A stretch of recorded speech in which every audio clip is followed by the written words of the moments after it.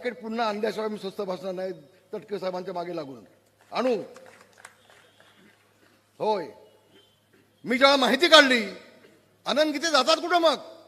कारण एकदा निवडून गेले की गीते पुन्हा 5 वर्ष दिसत नाहीत. जे पावसामध्ये जसा अळबी उगवतात तसा निवडणूक आल्यानंतर आनंद गीते उगवतो. पाऊस पडल्यानंतर छत्र्या बाहेर पडतात, तसा लोकसभा आली की गीते बाहेर पडतात.